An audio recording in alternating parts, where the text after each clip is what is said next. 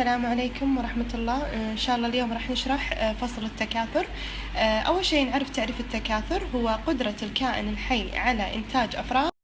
أنواع التكاثر عندي تكاثر لا جنسي وتكاثر جنسي. نتعرف الآن على التكاثر اللا جنسي، وهو في الأبصال في نبات البصل. وأيضا النوع الثاني عندي في التكاثر اللا جنسي اللي هو الانشطار الثنائي، يحدث في الكائنات الدقيقة وحيدة الخلية مثل البكتيريا.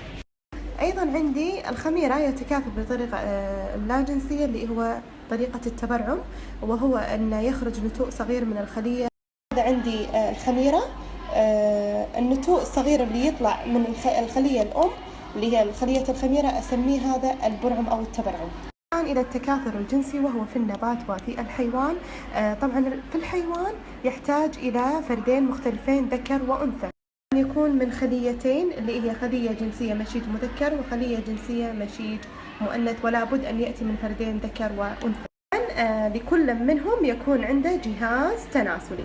الآن إلى التكاثر الجنسي في النبات. عندي النبات الجنسي اللي هو الزهري واللا زهري.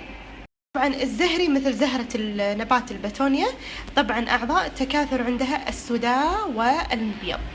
أما اللا زهري مثال عليها السراخس. عندي ملاحظة أن هناك بعض أنواع النباتات تتكاثر جنسيا مثل الفول، الجزر، الخيار. الحين مع بعض مراحل تكون فرخ الدجاجة اللي هو الكتكوت. طبعا يحتاج 21 يوم كي يكتمل نموه، وهو ينمو إذا تعرض لتغير في درجة الحرارة أو تغير نسبة الرطوبة. ماذا يحصل؟ سوف يموت أو يتوقف نموه. عندي في الكتاب المدرسي صفحة 95 مراحل نمو فرخ الدجاجة. الحين راح نعرضها مع بعض. عندي أول خطوة يقوم الديك بتلقيح البيضة داخل الدجاجة، راح يتكون بعدها البيضة والصفار.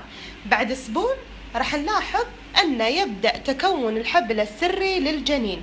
الجنين راح يأكل من صفار البيض ويتنفس من خلال الثقوب الصغيرة الموجودة على قشر البيضة.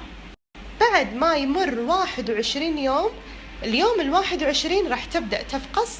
إذا لم تفقس البيضة راح تعتبر فاسدة، فتقوم الدجاجة فتقوم الدجاجة بإبعادها عنها وتربي باقي صغارها. تقوم الأم برعاية صغارها وتوكلهم علف، حبوب اللي هي مثل الذرة والأرز، تعطيهم قوة ونمو سريع. الغذاء المعطى للدجاجة راح يؤثر على جودة إنتاج البيضة.